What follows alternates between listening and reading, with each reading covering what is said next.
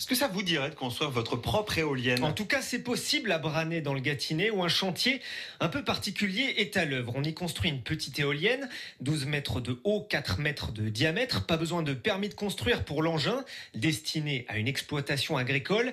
Éolienne fabriquée par les membres d'un réseau qui veulent partager leurs connaissances, Renaud Candelier. La plus grosse partie du travail, c'est fabriquer les 3 pales en bois uniquement à l'aide d'outils manuels, explique Cédric. On va enlever grossièrement le surplus et on va finir par lui donner une forme d'avion. 2 autres ateliers sont en cours, la partie électrique et la soudure du mât. Cette éolienne va coûter environ 7 000 €. À Cyril Nels, elle est destinée à l'exploitation familiale. On va avoir une éolienne qui va produire à peu près 2 kW. Une machine à laver au maximum de sa consommation, ça va produire à peu près la même chose. C'est peu, mais le plus important est ailleurs. On se responsabilise vachement plus quand on commence à produire sa consommation. Alors on fait plus attention à nos dépenses. On va tracer le point B, c'est un tiers. Ils sont une dizaine à participer au stage venus de Lyon, de Bretagne ou du sud de la France. L'idée est de partager ses connaissances, explique Jay Hudnall, fondateur du réseau Tripalium. Les stagiaires qui viennent au stage, en général, c'est autour de 400 € pour la semaine. Mais chaque membre de l'ASSO, il a le droit de revenir pour une deuxième ou une troisième stage gratuitement. Et comme ça, à faire mesure, on crée le nouveau formateur. Amaury, 23 ans, en fait partie et il exporte maintenant ses compétences. Dans 2 semaines, je vais partir